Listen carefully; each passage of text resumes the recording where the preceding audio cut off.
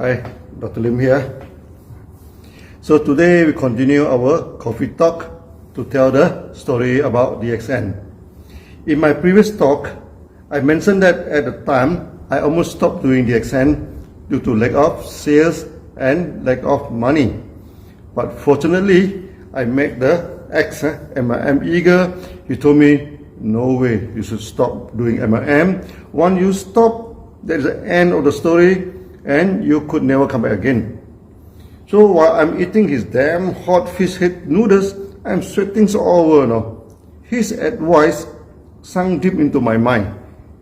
And I resigned from my job to do full-time in DXN after that. From that time onward, I become a wanderer, moving from one city to the other. Every day, meeting after meeting, I seldom spend more than 3 nights in a city. I'm like a migratory bird flying, here and there. So I travel widely and always on the move. Only after 20 over years of this constant travel, I only settled down recently due to the outbreak of COVID and had to lock down. Many medias and sometimes newspapers love to interview me. They keep on asking me how I can think of expanding DXN worldwide and establish such a huge company, how I am so intelligent and smart, making DXN an international company from a small city of Alasta. Actually, in reality, it has nothing to do with intelligence and IQ. It is all about survival. In the early days of DXN, my only focus was to survive, make DXN survive. And I know in MLM, surviving is winning. If you can survive long enough, you will win. I still remember that time I always traveled by bus and stayed at cheap hotel. At one time, about a night of travel, I reached Kuantan, the east coast of Malaysia, and checked into a non-star cheap hotel. Maybe the hotel is not in a good financial state. The counter said I could not check in now and have to wait until 3 p.m. If I need to check in now, okay, please pay extra 50% for the day. So I paid extra as I'm dead tired and need to rest before the meeting in the afternoon. After this, I went for clean and boutique hotel. It is cheap and presentable. Otherwise, this kind of cheap hotel has many funny rules to get more money from you, and they are brothel, full of prostitutes and funny people. At the time, DXN was too small to impress anybody. Everywhere I went, people query about the stability, the guarantee that DXN did not turn bankrupt, that the products are safe to take and effective for health. I'm bombarded with all sorts of funny questions. Eventually, I realized you should not answer an illogical question. Being illogical, there is no logical answer. The question like, what happened if DXN went bankrupt? What if someone died after consuming the products? Tons of what if. When you answer one if, they will ask another 10 if, and you die on the spot. So I developed a technique. I refuse to answer the illogical question. So by asking back the same type of question and letting him answer. How he answered my question is how I'm going to answer his question. So I always use this first major meeting of DXN, for example, and told this story worldwide. In the beginning, most of the meeting are just a few attendees and hardly exceed 30 people. So then one time, an MLM Eagle organized a huge meeting for me in Johor Bahru, a big city border to Singapore. He promised me there will be more than 100 attendees. Wow, I was super excited and went for the meeting. When the meeting started, I quickly sensed that something was not right.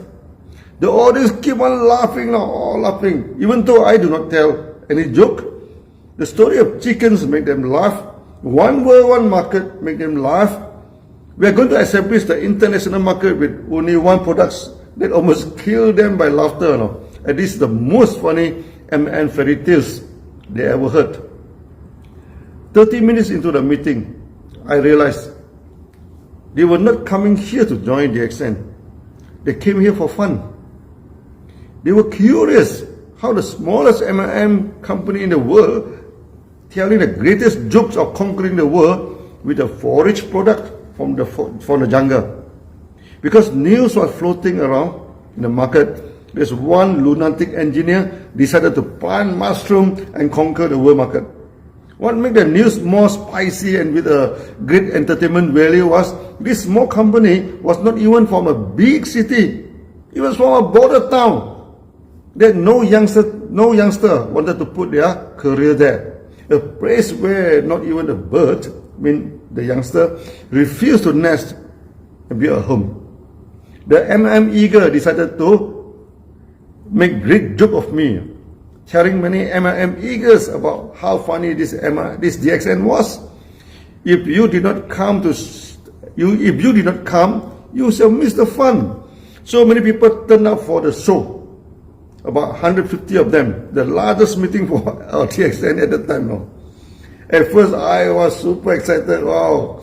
And this was the first time we could gather so many people. I felt great standing in front of them. Unfortunately, 20 minutes into the meeting, my great feeling disappeared. After so many great laughs, it became a very entertaining talk show for them.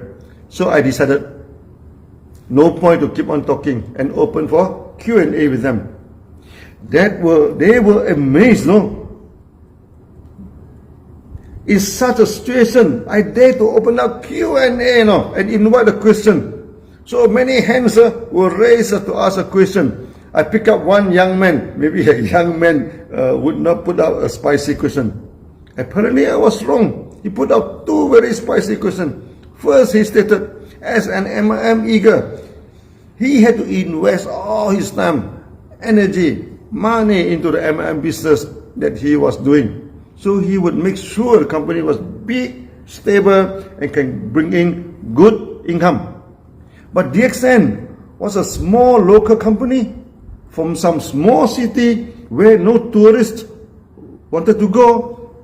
What would happen to him if the company went bankrupt? What was the guarantee for him, for his future, to join such a small company? His question must be very serious, and suddenly no one was laughing. By right, they should laugh at such a stupid questions. The whole turned dead quiet, and everybody staring at me seriously.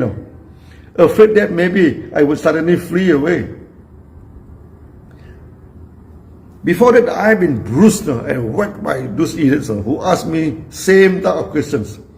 The more you answer, the more they ask the funny question and enjoy themselves looking at you, frantically try to answer the idiotic questions.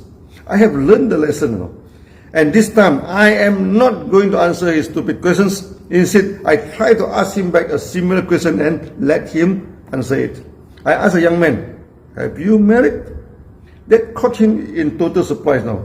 He seemed dazed. I'm asking such a funny question. Anyway, he answered, "Not yet." So I asked him further, if you ask the hand of your girlfriend and she asks you, after marrying you, what is the guarantee of my future? How are you going to answer that? Suddenly the whole hall burst into laughter, upon listening to my funny question. The young man was embarrassed and did not know how to answer. I told him, I am a married man. Let me tell you how to answer this question. First, you must tell the girls, look at me. If you want to see the future, you should look at my past. I have no bad habit. I do not boost myself with alcohol. I do not go to nightclubs or casino to waste my money. You have no worry about marrying me. Also, I have a good job at hand with a good salary. So you have nothing to worry about your future. The hall, even the young men, burst into laughter when they heard about my answer. Then I went further. Look at DXN. We do not waste money on unnecessary ventures. We have our own technology. We have our own farms and factory. We do not owe people money, and also do not allow people to owe us money. So even if you want to buy, products from DXN, you have to pay cash. No credit is allowed. The hall laughs again, hearing that the young man had to pay cash to buy products. I asked the young man, we owe no one money and no loan from the bank, and we are getting good sales from the market now. How to get bankrupt? The hall clapped hands upon listening to my no loan and no bankrupt theory. Then I asked the young man further, DXN has a own technology, own farm and own factory, even computer software are self-developed, which has a self-sustained company. You have no worry with your future. The young man was happy with my answer, and the hall was applauding it loudly. Later, many funny questions asked and many funny answers for the question or question counterly asked by me. The Q&A was very lively. Instead of holding a meeting to embrace and humiliate DXN, the meeting went up a successful meeting. Many of them joined DXN. From that day onward, DXN started to soar like an eagle and captured the market effectively. I always say failure is the mother of success. Before that, I was whacked left and right by the MLM eagle due to the doubt on DXN. Under constant whacking, they actually turned DXN from a sick cat into a tiger. I constantly modified my response until finally able to face such situations successfully and turn around the table and to win them over.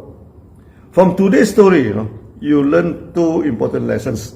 First, surviving is winning. In MLM, if you can survive, you sure win. There are 3 steps for prosperity. First, you survive. Then you make some money. Finally, make big money. There's no such thing as directly making big money and getting rich quickly. The second lesson is never answer funny question directly. Ask back the similar question and let him answer. Then you answer him as how he answers you. That's all for today. See you again and next Monday over a cup of coffee. Bye-bye.